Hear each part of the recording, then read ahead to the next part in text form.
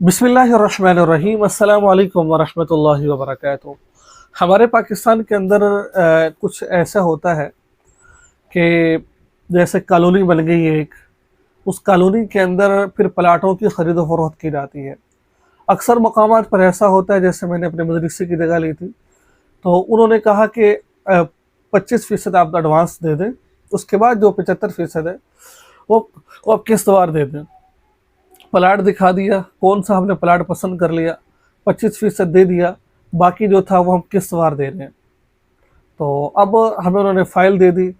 अब ये जायज़ है, हमें प्लाट का पता चल गया, ये प्लाट है, ये हमारा जगह है, हम इस फ़ाइल को आगे भेज सकते हैं, ठीक है।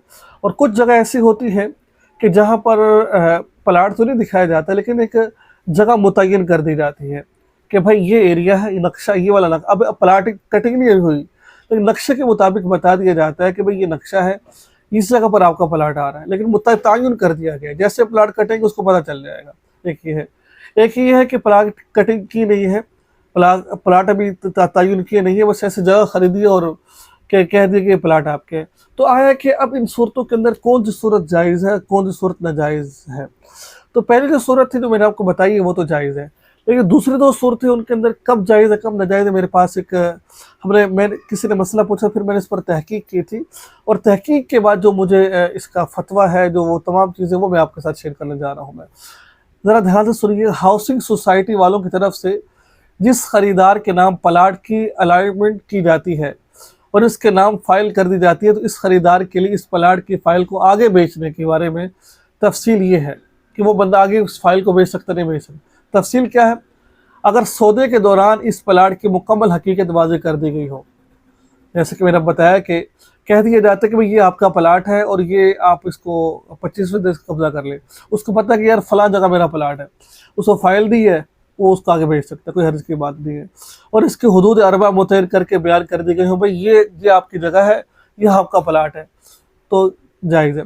और इस प्लाट का महल वक़ूअ भी इस तरह मुतय्यन कर लिया गया हो कि ख़रीदार नक्शे की मदद से अपने प्लाट की हुदूद का अंदाज़ा लगा सकते हैं। जैसे मैंने बताया कि नक्शे के मुताबिक बता दिया गया हो कि भाई ये प्लाट है, और जिसको नक्शा बताया जा रहा है वो अंदाज़ा लगा ले कि मेरा फ़लाँ जगह पर मस्जिद के पास प्लाट है मेरा, ठीक है, तब जायज़ होगा।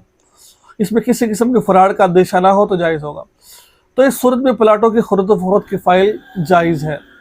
जो ऊपर आपको सर बयान की है ना कि प्लाट मुतय्यन हो, उसकी हुदूद अरबा जौन सी है वो मुतय्यन हो, और नक्शे की मदद से बताया गया हो कि भाई ये, या तो फिर नक्शा दिखाया गया हो, भाई ये नक्शा है, इस नक्शे के मुताबिक फ़लाँ जगह पर आपका प्लाट आ रहा है, और जो ख़रीदार है उसको पता है कि फ़लाँ मौके पर प्लाट है, तो इन सूरतों के अंदर उसकी ख़रीद व फ़रोख्त, उसकी फ़ाइल को ख़रीद व फ़रोख्त करना जायज़ होगा।